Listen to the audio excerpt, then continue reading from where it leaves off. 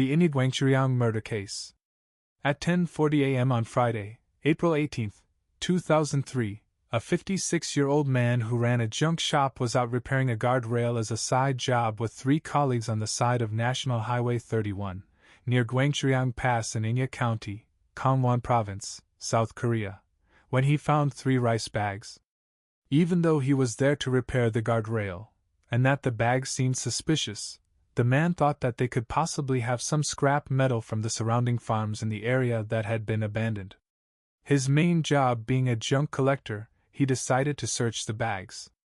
However, when he reached a hand inside, he quickly recoiled in shock when he realized he had not felt metal, but that he had touched a human leg.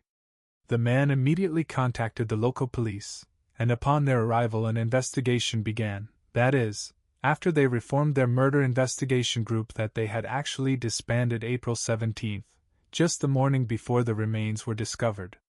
Police arrived and were immediately shocked to find that all 3 of the rice bags contained the dismembered remains of an adult male. One bag held the man's neck and chest, another held his abdomen/thighs, and the last bag held his legs. The police, enlisting the help of military forces, searched the surrounding area for the head and hands of the deceased, but were unable to locate them. An autopsy performed by the NFS, National Forensic Service, would find that the man's body, along with being cut into 3 different halves, had been stabbed over 20 times. These stab wounds were described as deep, and that 21 of the knife wounds were located on the chest. 7 of those stab wounds had even pierced the decedent's heart, as well as caused damage to his ribs. The decedent's body had been drained of its blood, leaving investigators unable to estimate a time at which he had died. There were no signs of resistance, leading investigators to believe that the decedent was restrained while he was killed, even though his hands were never located. They also believe that anger or resentment were involved in the ferocity of the violence inflicted upon the deceased.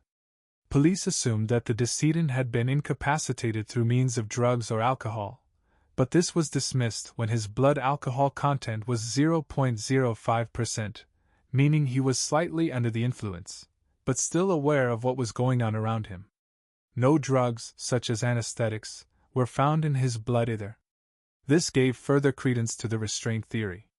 The murder weapon used was believed to have been a sashimi knife. A logging chainsaw was believed to have been utilized in the dismemberment of the body. Investigators also believe that he was killed in the middle of a premeditated assault, with the dismemberment occurring after the fact. The premeditation factor is supported by the blood being drained from the body to prevent blood spots, which settle 3 to 4 hours after death, from appearing. It is also supported by the decision to cut bones off instead of the joints of the decedent, which shows the perpetrator is proficient with a logging chainsaw. One peculiar thing to note was that broken parts commonly seen at the ends of felled trees were also visible on the bones of the corpse, said Inspector Kang Chang-kwan of the Seoul Metropolitan Police Agency's Forensic Investigation Team. This supports their belief that the perpetrator has experience with tree cutting, due to the patterns observed in the cut bones being akin to those seen on skillfully cut trees. They believe the perpetrator may be a local or from another forested region of South Korea, due to their knowledge of the less traveled area. Investigators also theorize that the decedent was acquainted with the perpetrator, but have never gone into detail about why they believe this. The decedent was an adult male, of a sturdy, muscular build, who was 180 centimeters, 5 feet 9 inches, tall and weighed between 68 kilograms, 149 pounds, and 90 kilograms, 198 pounds. His age was estimated to be between 20 to 40 years old. His blood type was found to be type A.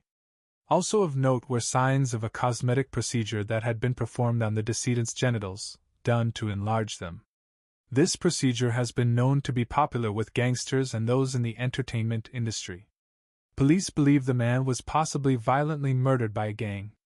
They also believe that there is some sort of grudge involved in the murder, due to the violence seen, and that the crime being described as overkill. Without the head or hands of the deceased, the police also cannot identify him easily. Police created and distributed leaflets in an attempt to find new information about the deceased.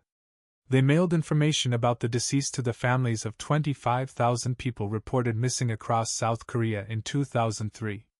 The cost of this mail campaign was 5 million won, or just short of $6,000 today.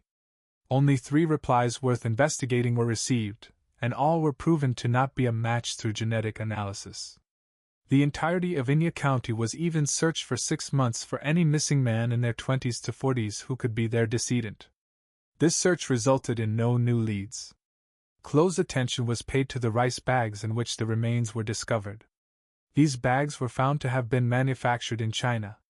This information led investigators to theorize that the decedent and perpetrator were possibly Korean/Chinese nationals. However, due to the high amount of bags of the same brand being in circulation at the time, no new leads came from this.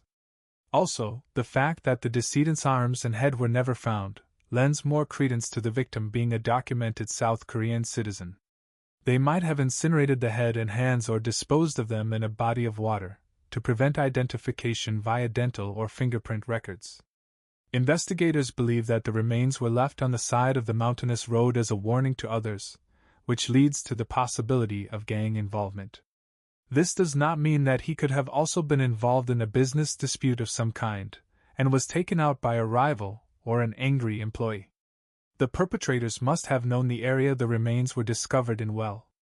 If they went further into the forests and the mountains around the road to dispose of the remains by burial, they could never have been found or would have been found much later. Leaving the remains on the roadside suggests the perpetrators warning others that, "This is what happens when you wrong me." On July 31 of 2015, South Korea's National Assembly abolished the 25-year term limit on first-degree murder and implemented the Taiwan Act, meaning that there is no longer a statute of limitations for murder cases that have happened after August 1, 2000. Thankfully, the cold case team for the Provincial Police Agency in Gangwon are still investigating what has come to be known as the Inje Gwangchiryeong Pass incident, and due to solving 2 other long-term cold cases recently, they are optimistic that they can solve this one as well. They are still tackling new leads and comparing data from missing persons with the decedent's available DNA. However, with limited manpower, they are still pursuing justice for the victims of violent crimes in the cold cases they investigate until their perpetrators are found.